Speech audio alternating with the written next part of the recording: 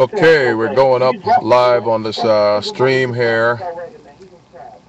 Um, Boy, very disturbing what we heard on the scanner, and I'm glad we weren't the only ones to hear it too, because an officer transporting a prisoner at this time when the city is still under curfew because of the shooting, I'm sorry, because of the death of Freddie Gray in the back of a wagon, the police wagon, and an officer saying that his prisoner, who is supposedly unbuckling his seatbelt and bouncing around, is gonna end up killing himself, quote, killing himself, just like Freddie Gray.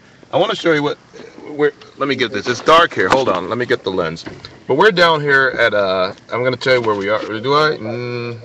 I'll tell you where we are in a moment when we're getting ready to leave, because we have some incidents. The police were trying to block us from following the wagon, that had that prisoner. We wanted to see him, possibly see him get unloaded to make sure he comes out of that wagon under his own power. We saw him getting loaded into the wagon. He was walking. He appeared to be talking. But then once he got in the wagon, we're listening to the radio traffic, and the officer is saying that he's banging his head. Now, I hate to get real conspiratorial on you, right?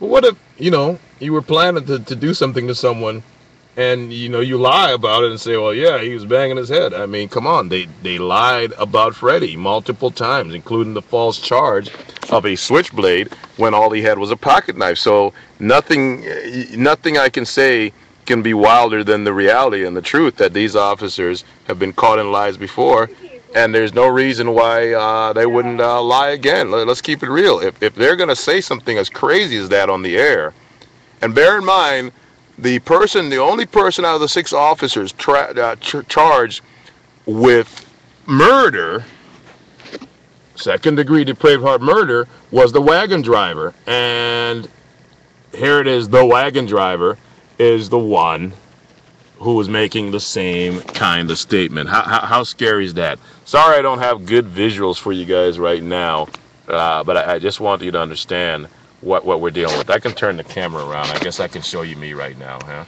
How's that? I don't want to scare any small children at home, but I think I can flip this thing around. Hold on.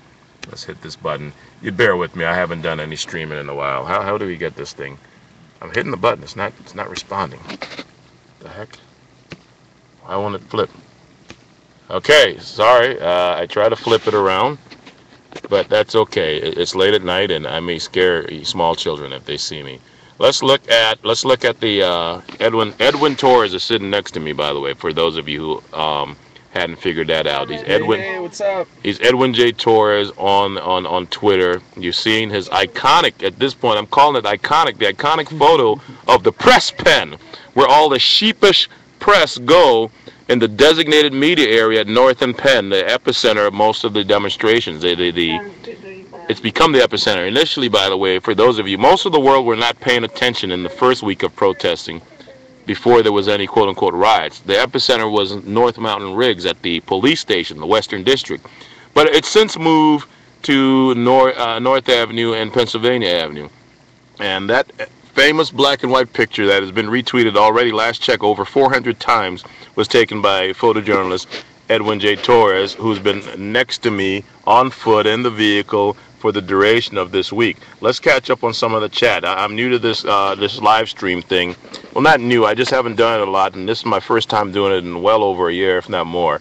So you'll bear with me if this isn't as cool as some of the experts that has been riding with us and streaming with us. Just work with me through the learning curve. So yeah, okay. Some people saying thank you, and I thank you for tuning in and listening in. This is a cool tool that we're going to try to use more. I wanted to use it at the bewitching hour when the curfew came on, but things happened so fast I didn't have time to pull up. I literally had to fall back running because they were charging my way and deploying much spray. I can't zoom in with this camera, but directly in front of us actually are a bunch of guardsmen and some officers, and they're just kind of standing looking at us this way. When I say directly, they're just ahead. I would say, what's that, about 150 yards ahead. And, we're cool, they're cool, but the situation could change at any time if they decide to be uncool, and we'll have to leave. But yeah, we hope that guy is safe too, Doctor to be, because you never know. I really wanted to see him come out on the other side. So I'm glad you heard it on the scanner too. I'm glad I wasn't the only one. I really am legitimately worried, because people have been injured in these wagons before Freddie Gray, but it needs to stop. I have been in the back of those wagons, never seat belted in, although that's policy that they're supposed to seat belt in. So what we have with this police department, by the way, guys, is a department that has no regard for law or policy. They make things up as they go, and they do whatever the hell they want, and they face no repercussion. They don't get punishment. There's no accountability. So why stop? There's no incentive. There's no incentive to stop doing wrong things, injurious things, bad things, if you can get away with it. And, you know, it brings us to the old maxim of Lord Acton, who said, absolute power corrupts absolutely. And how do you give someone absolute power but to not hold them accountable for their abuse? I see people coming on and thanking us for the live stream, and I thank you for listening. I haven't done this much, but it's cool. It's a way for us to come and connect directly with you. And when there is cool visuals, you get it too. Right now, there isn't a lot of cool visuals where we are. It's very quiet. But I will tell you all something we saw. I didn't want to tweet this out yet because we were still investigating. We saw, I would say, at least 50, if not 100, Pennsylvania, I think there were state police cars, filing out of the staging area, being escorted. They were headed in the direction to get to the highway to go the hell home. I don't want to say that they were leaving, but they were driving very slowly, so they weren't responding somewhere. It looks like we may already be seeing a drawing down of the troops. There's some other things we've seen too that is supporting that theory, but I don't want to state it right now because I don't want to be premature or inaccurate. So we're putting it all together. Edwin and I are still out here, feet on the street, wheels on the ground, and we're digging up the dirt to bring you the truth. That's what we do, man. That's what this is about. We're not in our comfy hotel rooms, sleeping on a 400 count thread count Egyptian cotton or something nice like that. We're out here, man. We've been out here for hours, and we plan to stay out here for the duration. We out here. There are a lot of stories to be told, and we want to tell them, and we want to tell them the right way. So you guys said I'm doing great. That means the audio must be fantastic, and that means, staring at my my dashboard here in Spectator Force 1, that must be fantastic too, huh? Here's a guy walking by on the street. Whole bunch of officers on the other side. He's openly defying curfew, basically, which we've been seeing a lot of around town. Not in groups, but just dudes just chilling, doing their own thing. And check it out, Edwin. They're staring at him, but nobody cares. They're relaxed, hands in the pocket. They're not going to approach that guy. So, the curfew is selective. Basically, the curfew is being used on people that are demonstrating and are still upset about what was done to Freddie Gray. So the police are actually using this curfew, this illegal curfew, to retaliate against people that are upset with them, like the guy who had the shirt that said F the police. So they sprayed him point blank in the face and slammed him down. Let me tell you something. With the amount of officers that are there, if they wanted to arrest that man, they could have just strong-armed him and taken him down. There's enough of them. Pepper spray or any use of force or weapon is for when you are physically threatened. He wasn't threatening him. He was just standing there. Okay, he was just standing there. There was no need. I hope you all saw the video. There was no need to just grab that man by his hair, slam him down to the ground after you already sprayed him in his face. But I want you to note something, Edwin. He got sprayed in the face and he stood there still. That's a strong dude. See? And that scares the crap out of a coward. Oh my God, he's still standing. Uh-oh. If those cameras weren't around, I guarantee you that would have been a dead man. That's how people get shot by cops. Not because he was reaching for anything, not because he was doing something that could hurt them, but because he was strong. He was strong. He was stronger than they are, not coward like they are. They have the weapons. He just had words, and he stood his ground. He stood his ground, and those cowards got him right in the face, which is also against policy, by the way. You're not supposed to spray people point blank. I can tell you, I've trained with pepper spray with law enforcement, and you're really not supposed to do that. So these guys, again, they don't care. They don't care. They're out for revenge. You're right, Doctor, to be there. They are. It's not a curfew. It's a con. What did he say? Yeah, they sprayed him like it was a squirt gun. Exactly, Ray Lewis. Sinclair, 5001 Sinclair. Yeah, I hope they're getting out of town too. Those. Hey, Megan Hardy's on there. Megan, you should be like here with us, where I can see your pretty face, and we can show you the audience your pretty face. Very beautiful woman, this Megan Hardy. Instead of just chatting with us. Hold on, Scanner. Let's listen to this. Hold on. 9994. It just sounded like it might be semi-important, but it's gone. The CC number sign is 676. Oh, no. Sometimes you hear things in the background. You're not sure what you're hearing. But one person said they tuned out on the scanner just moments before that happened. But back to Megan Hardy. You know, I'm a guy, she's a girl, and she's beautiful, and I have good eyes, so I just thought I'd acknowledge that.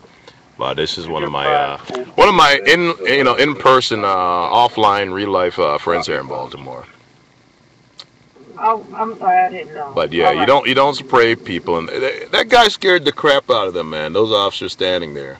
We were right on the other side when that happened. We didn't see him get sprayed in the face because we might have been back a little bit distance, but we saw him on the ground. I didn't see the takedown. I might have been looking the other way, but I looked and I saw him on the ground. I said, what the heck was that about? And, you know, some officers were coming in my direction, so I had to swing around to the other side to avoid them, and then I ended up behind them, and their backs were turned to me, and I took some shots with the camera, so I haven't uploaded them. I don't know what they came out like, but all this was happening while the sheep media stayed in the pen. Isn't that right, Edwin? Oh, yeah. They stayed in the pen. Hey, this is fun, man. I just find it disturbing that they were complacent with that, you know, they were complacent to stay in a certain area to only tell one part of the story. Northeast 29 has,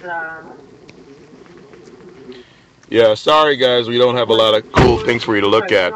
This is mostly just an audio broadcast for me because there just isn't anything cool to look at where we're at. It's just boring. A whole bunch of live trucks of the mainstream parked, idle. You know, no one's in them, no one's doing anything, and some soldiers and stuff. Normally we walk past them and let you see some of what's going on, but because there are no other witnesses, just the two of us, and suddenly practicing media, practicing journalism has become a crime that could get us snatched up off the streets and arrested.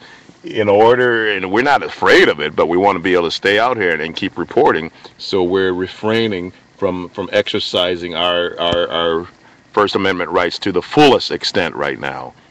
We're already at risk just being out here because of the nonsense of credential versus non-credential and all that. Listen, last night when I interviewed Congressman Elijah Cummings, he didn't ask me where my credentials were.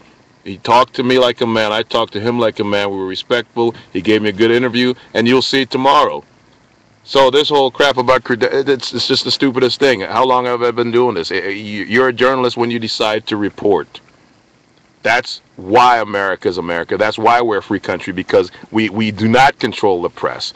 In China, only approved press get to exist as press. And they're still a repressive regime. We can't let our country turn into that. Those of you who are trying to side and agree with that bull crap that the administration is putting out. Are you kidding me? Have you ever been outside this country? I have. Have you been to these places where people don't have freedoms? I have. You don't want that here. You don't. Just because it's not directly affecting you now, don't think left unchallenged that things won't get so bad that the freedoms you're now enjoying, which may not be the freedom of the press like we do, this is our job, but there's other freedoms too. If one falls, they all fall. We can't give up ground to enemies of the Constitution of the United States. I know I sure as hell can't. Why? Because I took an oath to support and defend the United States Constitution from all enemies, foreign and domestic. Not my words, their words, government words. I swore to that. That's an oath that doesn't expire. So I'm not going to stand around and let some government goon who doesn't understand the oath he took violate it. The same way if my brother, who I love dearly, were doing something harmful to someone with no good cause, I would check him. I would stop him. We have an obligation, a moral duty, a civic duty to stop this rogue government. Baltimore City government has now turned into a rogue government. We have to stop them. We have to stop them from committing further criminal acts, which is what breaking the law is, and they have broken the supreme law of the land, the United States Constitution. Curfews are illegal in a democracy. Let me catch up on some of the chat there, right? So yeah, Ray Lewis says the cops were putting on a show for the mainstream media. They absolutely were. But I'm the media version of the dude who got maced. I was Tank Man earlier. I don't know who caught that on camera. There was a big troop carrier that was rolling down the road, and at first we were taking pictures of them from the side, and I said, you know, the heck with it. I stood right in front of it, and I wanted to see if they would even tempt me, if they would test me or anything like that, and I started taking pictures. The light turned green, and I didn't move. And the guys in the front, heavily armed and everything, they're staring at me and they're waving me off with their hands, and I'm just I'm ignoring it. I just keep snapping. And I stayed there for a few minutes. I wanted other people to come around and get good shots of it too, of this troop carrier filled with soldiers in the back. And eventually, when I was ready, I walked out of the way. Folks, if you're not willing to stand up for your freedoms, you don't deserve it. If you're not willing to fight for it, you don't deserve it. And ultimately, I'm not a pacifist, so I'll tell you straight up, if you're not willing to kill for your freedom, you don't deserve it. Not if you're not willing to die for it, because that's passive. No, I'm willing to kill for my freedom if you threaten to take it away. And, you know, God forbid, should it come down to that, yeah, I'm willing to die for it, but I'm going to kill for it first. Hey, I'm just keeping it real with you. Okay, that's why I took an oath. So, yeah, man, that's what's going on. Wow, how do I get to this other screen on here? Let's see something. I'm playing around with my interface. Look, the whole stream isn't going to be like this. We're going to move to a different location where we're not facing the level of arrest that we're facing here, because there's a whole bunch of them, and they're all bored. And maybe they might feel like doing something and says, hey, wait a minute, isn't that the Baltimore Spectator? Let's get him. But we will move somewhere else and give you something better to look at, so my stream isn't just looking at my freaking dashboard all night. Let's see here. How do we do that? Nope, that's not what I want. What the heck? How do I get out of this? Okay. Okay. Well, I'm having trouble with the interface on this end. If it accidentally goes down, I will come right back on. I at least want to tell you what's going on. But I'm afraid to press this button. I want to switch the views here. Let's see here. Oh, boy. Let's see here.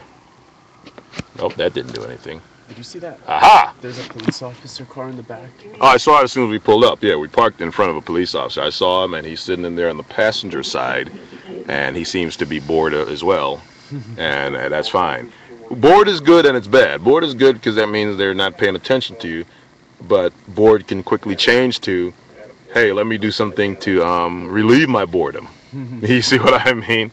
You know, I have some training in animal behavior. And one thing, I used to be an animal control officer. I did humane law enforcement. A lot of you don't know that. One thing you learn about animals, everybody knows, like the separation anxiety and stuff, the dogs that tear up the house because they're bored, you know, they're destructive. You can learn a lot about human behavior from animal behavior, seriously. So, you know, bored cops are dangerous, man. After a while, they look to relieve that boredom. But glad so many of you all are coming on to the stream. This is cool. I'm so inspired. Let me tell you something. This conflict, this Battle of Baltimore, has done so much to increase my own appreciation of independent media, which I've been a part of, but linking up with my colleagues, who most of us have been in other states and other cities. We stay in contact. We have a loose network, but for us to be all working on the ground together side by side and making new friends and having new colleagues join. This thing here has formed unions and relationships and networks and expanded existing networks. You guys don't even know what's coming as we go down the road. I'm not going to give all the details of it, but seriously, we have really formed some tight bonds and alliances. Mainstream media, look out. Here we come. Seriously. Between all of us and the power and the reach that we have, we're really going to continue to give them a run for the money. Don't you think so? Mm-hmm. Because we're forming some tight alliances here, and we're pooling resources as we continue to do. That's what we've been doing, riding around in the same vehicle sometimes, sharing intelligence with each other. This is what it's about. This is the American spirit in the truest form, not that corporate crap, Don Lemon, Geraldo. Well, we say it because we know they follow us. They listen closely. So let's cruise. I can't hold this. I don't have a mount in here. The mount's in my other vehicle, so I can't keep the stream going. So we're gonna have to pick it up again in a little bit. But we want to go somewhere else and actually give you something to look at. So let me see what you guys are saying in the chat here. I heard they arrested a 10-year-old child tonight and a few other kids. Ray Lewis says, I heard something too. I heard, hey, Mandigator's on. Hey, good to see you. Just trying something new and different for me. I've had this account on Ustream for a long time. Let me give you a piece of James MacArthur Baltimore Spectator trivia. You know why I'm on Ustream? Because a while back, a few years ago, when Ustream was a beta app and there weren't a ton of people on it, Brad Huxtable, the CEO and founder of Ustream, invited me on it. He said, hey, I want you to be a part of this thing. You need to check this out. And this was in the early crude version, and it's grown and blossomed so far. I never really got into it for different reasons, but it's so cool. This thing is so big and it's so popular now. I was there from the early stages. Same way with Spreaker Network, where I do my podcast. They asked me to be a part of that network, so that's pretty cool. The CEO himself contacted me and said, hey, man, we want you to be part of this. And when I got arrested and everything, and I was gone for a long time, they sponsored my programming and sponsored the hosting. We normally pay for the shows to be hosted on there and everything. They just sponsored it and carried us for a few months because I was locked away, and they wanted people to be able to listen to the archives, particularly the archives of my standoff that I broadcasted for hours as I held a 100-man SWAT team at bay, 100 heavily armed men. So there's some background on James MacArthur standing up for truth and freedom. I don't back down, man. You're going to have to knock me down, but I'm not backing down.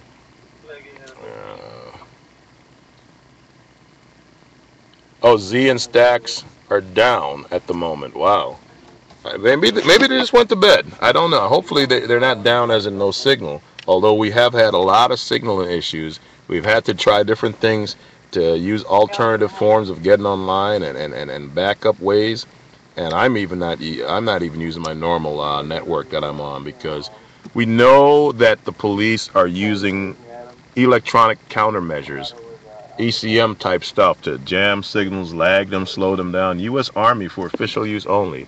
That vehicle there, that Suburban, that's curious, man. We've seen more different agencies and government vehicles of all sorts and types this week in Baltimore than I've ever seen in my life, and I worked for the government. I was in the military, but they're all converged and concentrated here. I have my theories and further analysis on what's really going on, or what could be really going on, and I'm going to tell you, all this stuff that you're seeing is not because of a handful, in the big picture, a handful of pockets of some violence and property destruction and such. There's no way. If you're really buying into that, then I got all kinds of stuff I'd like to sell you, because it's just, it doesn't make sense. It doesn't add up for this level of troops. And I asked the congressman directly about that, directly. You will see the video where I asked him, what's up with all these heavily armed troops greeting our kids when they come out of school? This is traumatic for them. This leaves permanent scars. The imagery doesn't go away, and it's just not cool. And his answer, well, it was a political one, but you'll have to see it. You'll have to check out the video out in the morning. Okay, Dr. DeBee said that Z and Stacks have been down for a while. Well, now that I'm using this device, this is not the regular device I've been using, mobile device. I just got this one rolling, just activated a different network to go out on, that has the proper bandwidth to do this. That's part of why I couldn't do it. Just the other network I use isn't fast enough. We'll be streaming some more. I would say we'll be streaming some more throughout this conflict, the Battle of Baltimore. But I have reason to believe, and Edwin will back me up on this, that we may be seeing the end of this very soon. Honestly, and I don't want to completely go out on a limb because I just don't know. We're still investigating. I don't think this is going to continue on into the new week. You know, the Monday, the new work week, the new school week.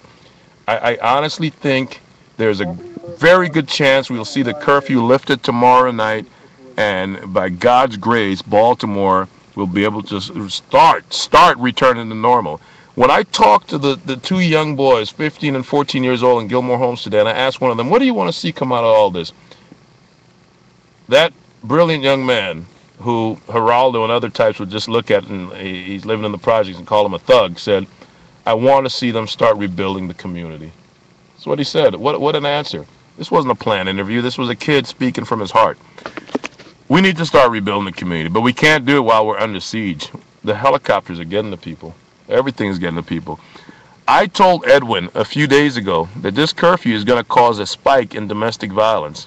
I said that to several people. And ever since you said that, we've been hearing on police scanners and across everywhere, calls for... We're hearing the calls for domestic violence. Choking, threatening, all kinds of stuff like that.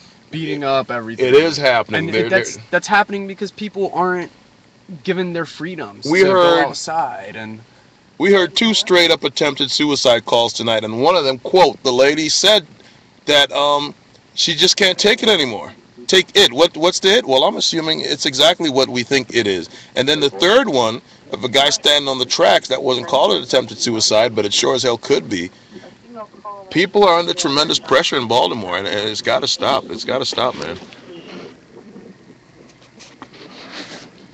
So Ray Lewis asked, do you think heavy militarization is linked to upcoming Jade Hell exercises? You're damn right I do. They take every opportunity to practice and use the equipment and get the troops out. And why not? Why not do a full-scale live training evolution when you have the opportunity to? When, you have a city that's made up of mostly poor black people who have always been looked at, poor black people that is, in this country as being fit for experiments on. Tuskegee experiment comes to mind. Hey, let's give a bunch of black men syphilis and not tell them and not treat them and observe them like human guinea pigs and see how they react.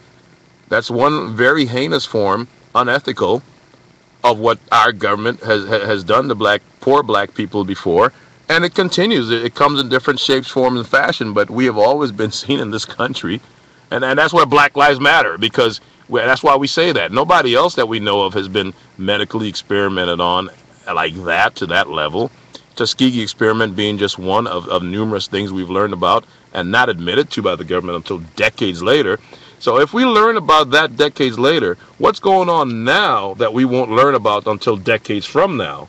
Boom. You have to think about this, folks. You have to think a little deeper, man.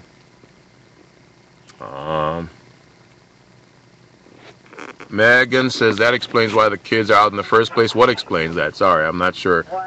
There might have been a lag. I'm not sure what you're responding to. Let's see here. Did you know military doing a mock drill in 5 states soon, mostly southern states? No, I didn't know that, Drew. I didn't know that, but they're always doing a drill. I mean, if it's not here, it's there. If it's not there, it's somewhere. They're always drilling. What are they drilling for?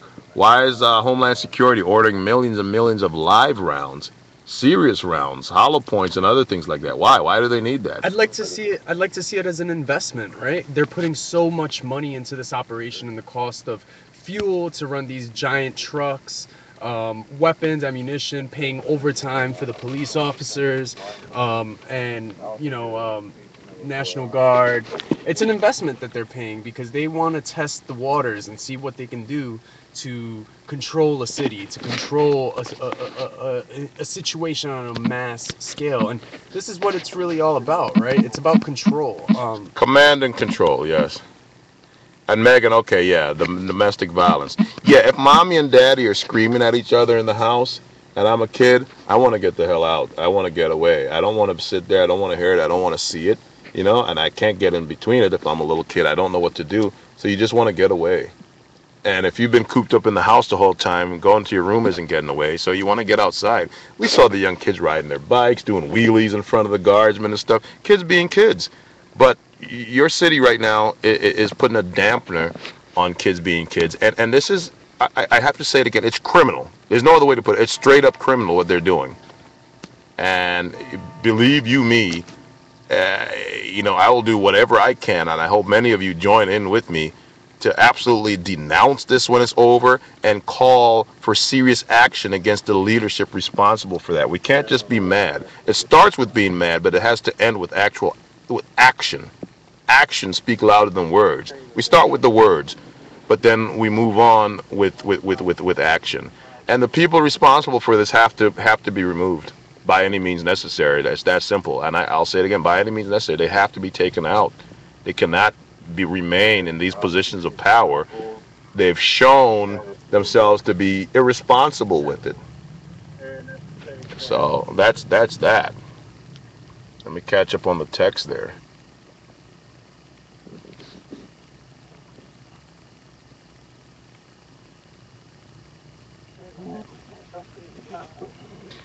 Yeah, Alex, definitely a tyrant regime.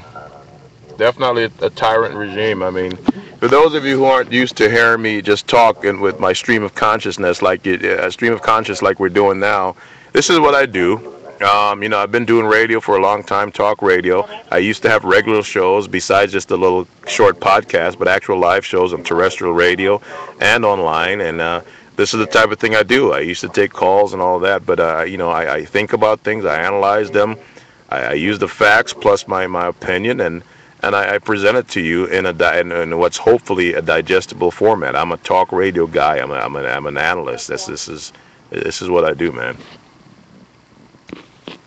So let's go, Edwin. Let's check out some other parts of town. We've been in the same spot for a while. Been broadcasting for 30 minutes, and you guys have been wonderful on here.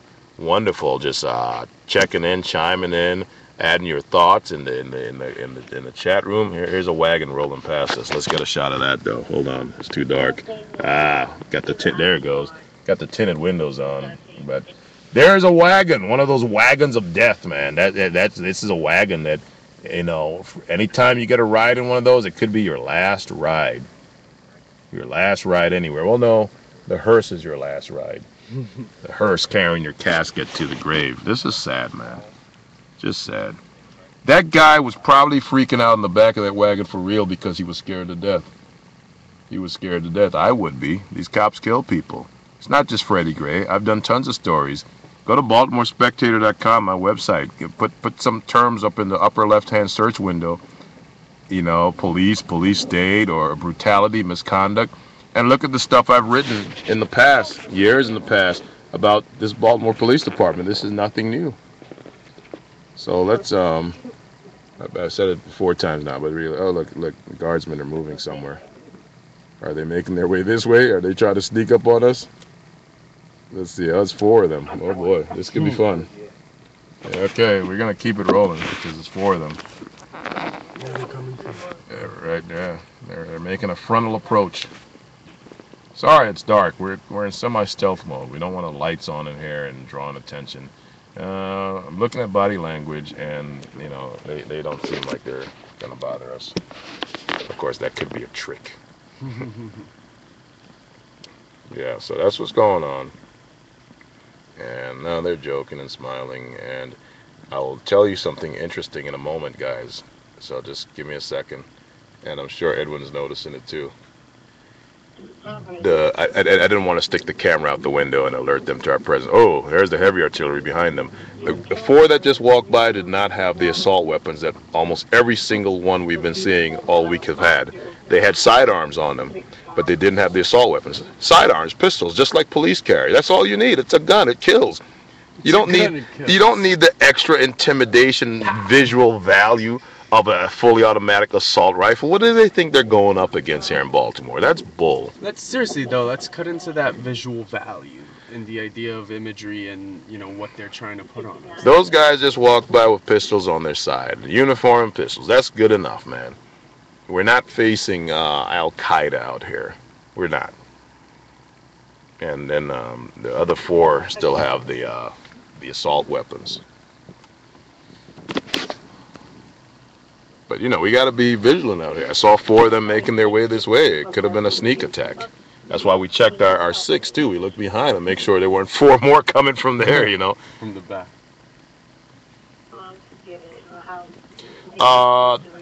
The Amazon says, my theory is that his neck was injured before he was put in the van. Absolutely. Actually, the witnesses we've spoken to that the police, for whatever reason, have chosen not to speak to, they're saying the same thing.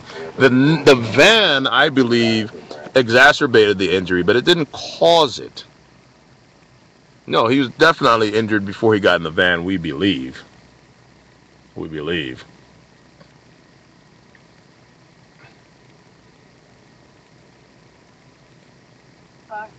Send the link on Twitter. I can't do all of that, to send the link on Twitter and hold up this phone doing a live stream and talk, but it's BaltimoreSpectator.com.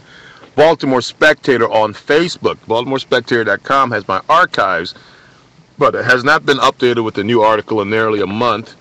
If you go to the bottom of the screen, very bottom, scroll down, and BaltimoreSpectator.com, you see a player where all of my podcasts automatically post to.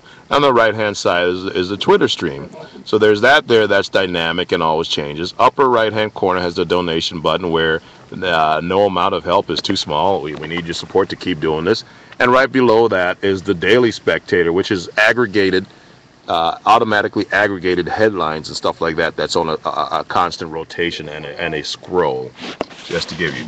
But if you go on Facebook, Baltimore Spectator on Facebook, it's much more updated, and there's active commenting and sharing and links and pictures, articles, and there's stuff like that going on. So Alex says the police do not want us to shoot back. I'm telling you, no, they don't. They don't want a war, so they shouldn't act like they're provoking one. Because ultimately, there's a lot more of us than there is of them. I mean, let's keep it real. I'm not trying to be threatening, because that's not what I'm about. But ultimately, and they can't kill us all. Fit for Duty says they use psychological warfare with these assault weapons. Absolutely. Don't forget to archive, someone tells me. So, yeah, I think after the stream is down, we get to save this. Good to hear they seem to be pulling out and lightening up a bit. They're lightening up a lot. And we've seen a lot of evidence of pulling out. A lot. We can't confirm for sure it's absolutely happened yet, but it appears that way. It appears that way.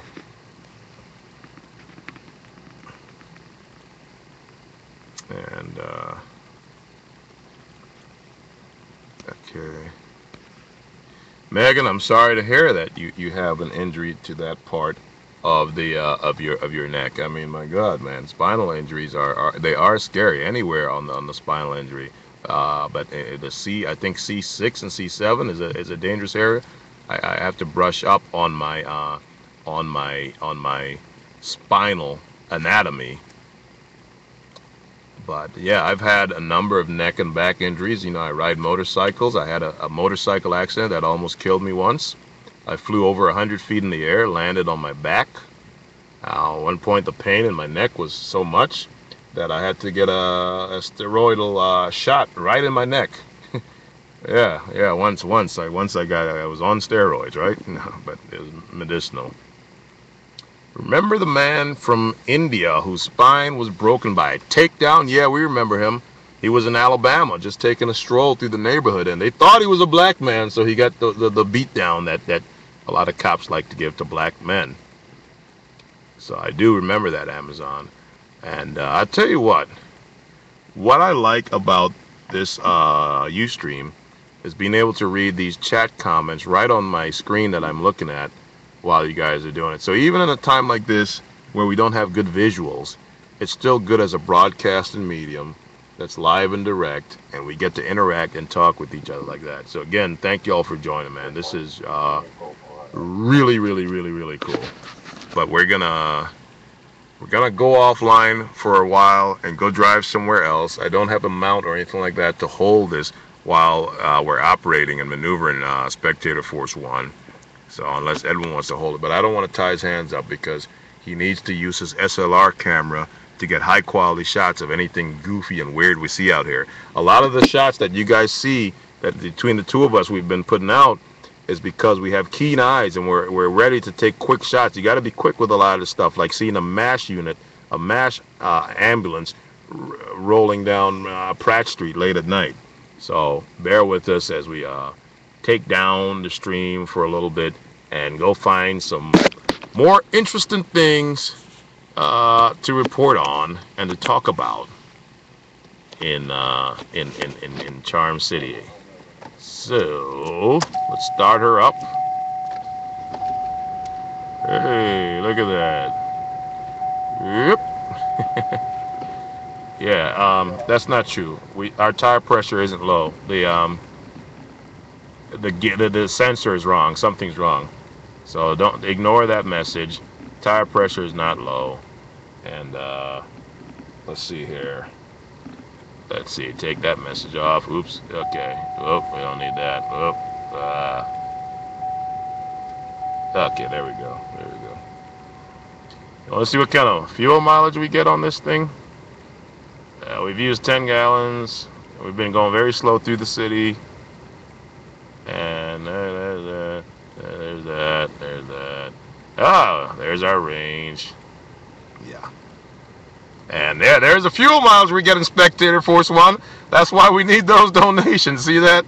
That's what we get when we're trolling through the city looking for action. That's pretty sad, isn't it? 12.5 miles per gallon. My goodness. Boy, oh boy. All right.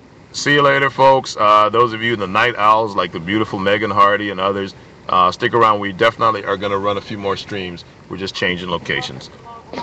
James MacArthur, Baltimore Spectator, out for now. How do I stop this? What the? Okay. I think the device is freezing. It's not letting me stop. Oh my goodness. We're going to have permanent stream. Let's see here. Hey.